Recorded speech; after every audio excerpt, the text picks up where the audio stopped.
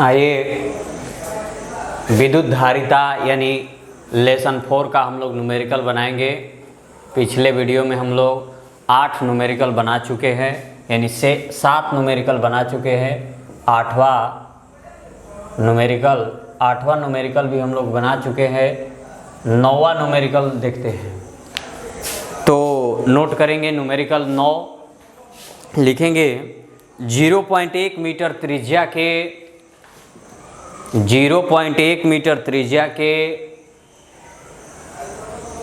धातु के एक खोखले गोले को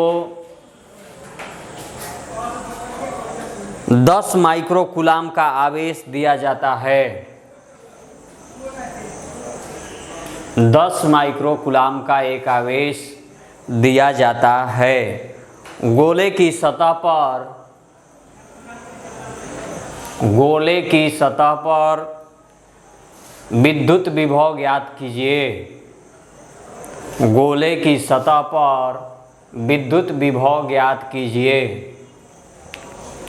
देखिए प्रश्न में धातु के गोले की त्रिज्या दिया गया है। धातु के गोले की त्रिज्या जो है 0.1 मीटर दिया गया है और उस पर आवेश का मान जो है Q = 10 माइक्रोकूलाम है। आवेश का मान 10 माइक्रोकूलाम है, तो गोले की सतह पर विद्युत विभव का मान निकालना है। 10 माइक्रोकूलाम यानी 10 × 10⁻⁻6 कूलाम हो गया। यहाँ हमें विद्युत विभव निकालना है। विद्युत विभव V का मान निकालना है। तो गोलीय चालक की धारिता का सूत्र होता है C = 4πε0 × R और C के लिए सूत्र होता है C = Q/V। यहाँ से हम विभव निकालेंगे। ये हो गया 4πε0 × R। आवेश का मान दिया गया है 10 × 10⁻⁻6। विभव का मान भी है जिसको ज्ञात करना है। 4πε0 का मान होता है 1/9 × 10⁻⁻9 और R का मान है 0.1 मीटर। 0.1 मीटर दिया गया है। अब इसी को हम हल करेंगे। तो देखिए इधर ये 9 नीचे है, इसको तिर्यक गुणा करेंगे और इस साइड में जितना भी है उसको यहाँ लाएंगे।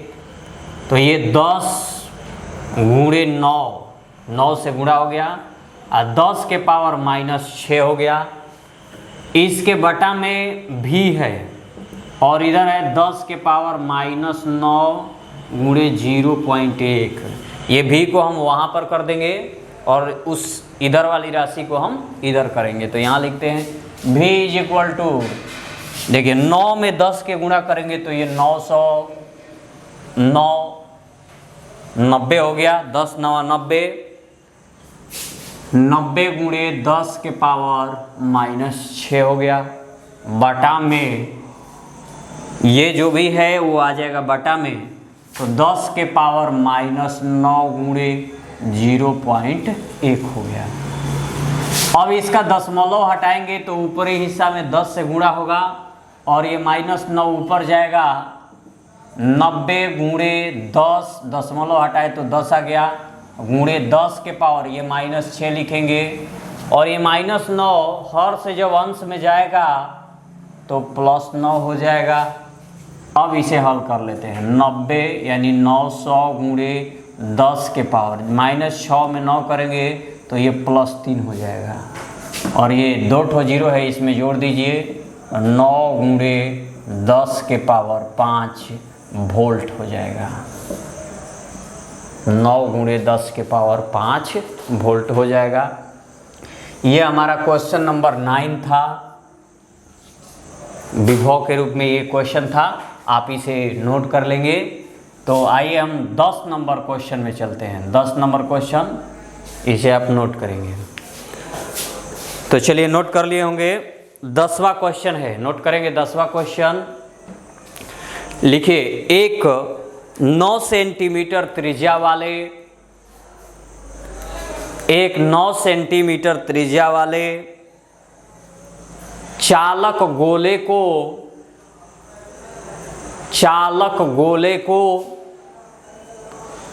4 गुणे 10 के पावर माइनस 6 कूलाम, 4 गुणे 10 के पावर माइनस 6 कूलाम आवेश दिया गया है। आवेश दिया गया है।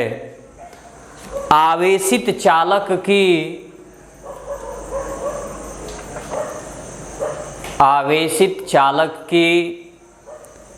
स्थितिज ऊर्जा ज्ञात कीजिए। देखिए क्वेश्चन में दिया है 9 सेंटीमीटर त्रिज्या वाला, यानी गोले की त्रिज्या जो है 9 सेंटीमीटर है। 9 सेंटीमीटर यानी 9 गुणे 10 के पावर माइनस 2 मीटर। ये मीटर में चेंज हो गया, 10 के पावर माइनस 2 मीटर। इसके बाद गोला पर आवेश का मान दिया है। गोला पर आवेश दिया है 4 गुणे 10 के पावर माइनस 6 कूलाम। 4 गुणे 10 के पावर माइनस 6 कूलाम आवेश है। हमें गोले की स्थितिज ऊर्जा यानी इसकी स्थितिज ऊर्जा का मान ज्ञात करना है। स्थितिज ऊर्जा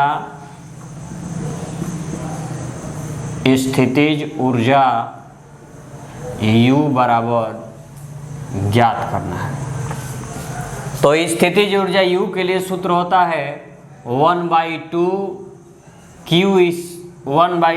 Q स्क्वायर बटा में C होता है। स्थितिज ऊर्जा U का सूत्र होता है 1/2 Q स्क्वायर बाई C। यहाँ गोला का धारिता नहीं दिया है, तो धारिता नहीं दिया है तो हम धारिता के लिए सूत्र लिखेंगे, C का सूत्र लिखेंगे। तो C के लिए सूत्र होता है 1/2 Q स्क्वायर बटा में C के स्थान पर लिखेंगे 4 pi epsilon 0 into capital R यानी त्रिज्या।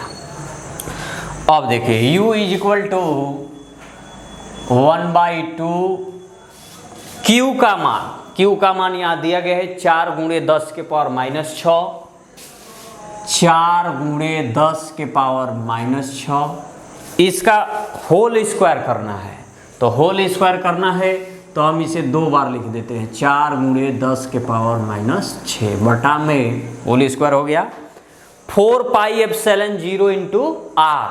तो 4 पाई एप्सिलॉन 0 का मान होता है 1/9 गुणे 10 के पावर माइनस 9। और इसके बाद कैपिटल R है। कैपिटल R का मान यहाँ दिया गया है 9 गुणे 10 के पावर माइनस 2। 9 गुणे 10 के पावर माइनस 2। तो यहाँ से हम कटा देंगे, 9 से 9 कैंसिल हो गया, ये -9 -2 -11 हो जाएगा। और ये 2 से 4 कैंसिल करेंगे, 2 बार में हुआ। ये 4 से 2 को गुणा कर दीजिए, तो 4 से 2 गुणा करेंगे 8 गुणे 10 के पावर -6 और -6 -12 हो जाएगा। ये -9 और -2 -11 हुआ, जो अंश में जाएगा, हर से कहाँ जाएगा, अंश में जाएगा, तो ये हो जाएगा +11। तो U इज इक्वल टू 8 गुणे 10 के पावर -1।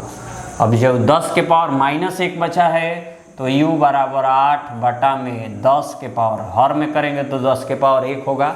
10 के पावर 1 यानी कि 10 होगा, भाग दे देंगे 0.8 जूल हो जाएगा, यानी ऊर्जा का मान आ जाएगा 0.8 जूल। नोट कर लेंगे आप लोग।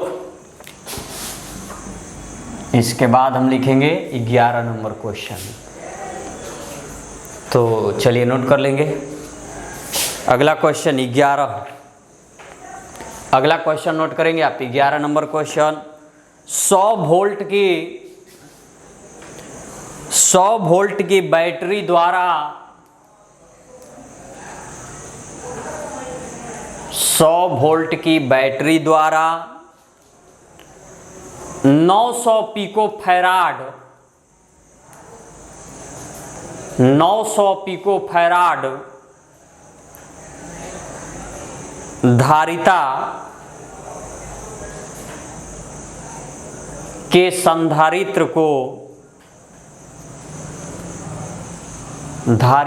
संधारित्र को आवेशित किया जाता है। संधारित्र में कितनी स्थैतिक ऊर्जा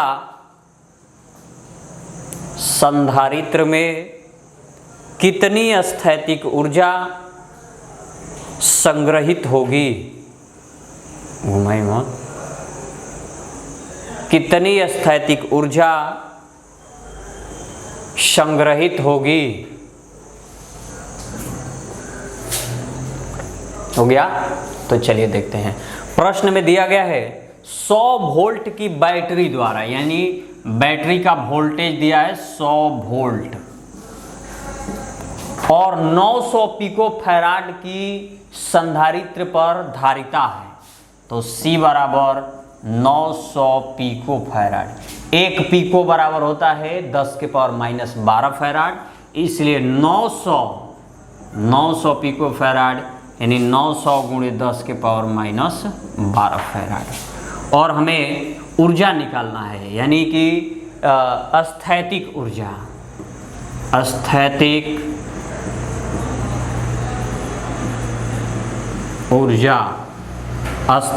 ऊर्जा U का मान ज्ञात करना है। तो U के लिए सूत्र होगा U बराबर 1/2 CV स्क्वायर, 1/2 CV स्क्वायर। अब इसी समीकरण को हल करेंगे तो 1/2 C के स्थान पर 900 गुणे 10 के पावर माइनस 12 और वोल्टेज के स्थान पर 100 लिखेंगे। 100 होल स्क्वायर चूंकि करना है तो 100 गुणे 100 कर देते हैं, 100 गुणे 100। तो यहाँ देखिए 2 से आप कटा देंगे 9 को, पहले 1 2 3 4 ठो शून्य उधर हो गया, 5 6 शून्य हो गए, तो इनको हम कटा देंगे। पहले हम लिखते हैं U बराबर U इज इक्वल टू 1/2 गुणे 9 गुणे 10 के पावर।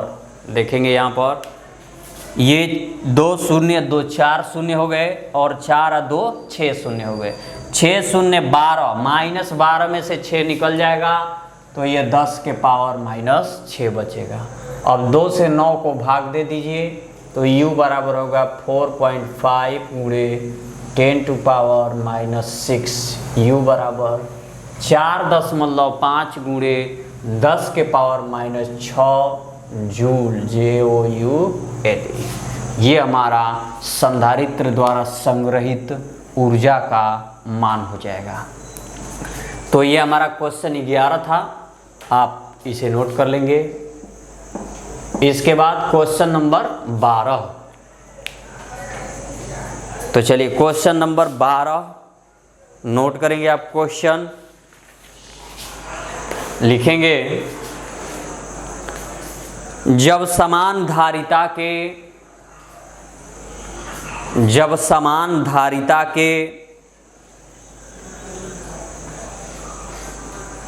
3 संधारित्र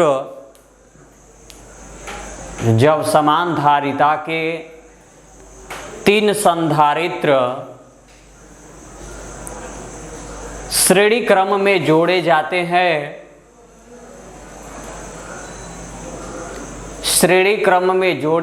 हैं,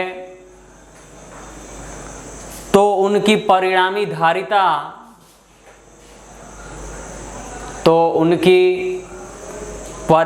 धारिता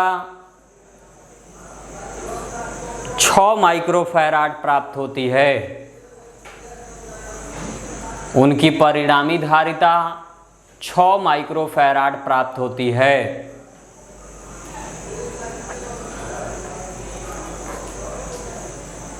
तीनों को समानांतर क्रम में जोड़ने पर तीनों को समानांतर क्रम में जोड़ने पर परिणामी धारिता क्या होगा? तीनों को समानांतर क्रम में जोड़ने पर परिणामी धारिता क्या होगा? परिणामी धारिता क्या होगा? देखिए इधर कह रहा है कि जब समान धारिता के तीन संधारित्र श्रेणी क्रम में जोड़े जाते हैं तो उस संयोजन का परिणामी धारिता 6 माइक्रोफैराड प्राप्त होता है। अब बताइए उस संयोजन को अगर समानांतर क्रम में जोड़ा जाए तो उनकी तुल्य धारिता क्या होगा? तो सबसे पहले हमें मानना पड़ेगा, माना कि समान धारिता वाला संधारित्र C है, समान धारिता वाले संधारित्र C है, यानी अर्थात यहाँ लिख देते हैं, अर्थात C1 बराबर C, C2 बराबर भी C और C3 बराबर भी C है। यहाँ बोला है कि संयोजन की कुल धारिता यानी श्रेणी क्रम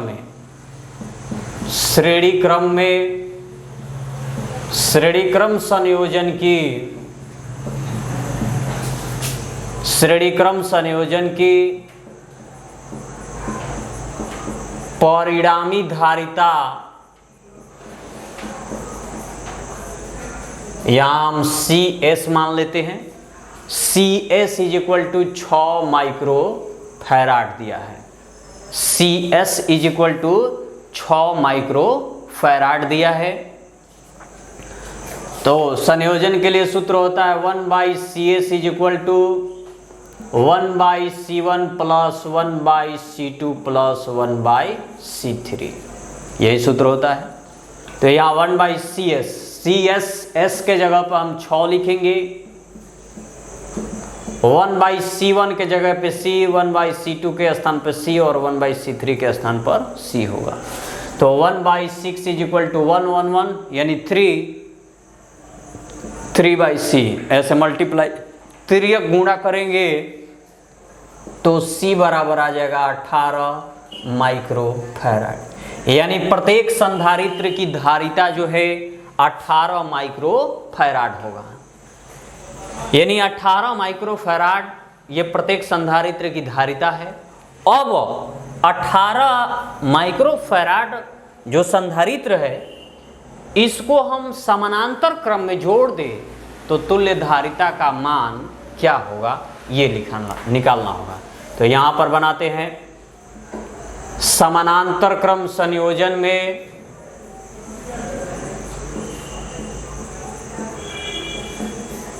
समानांतर क्रम संयोजन में तुल्य धारिता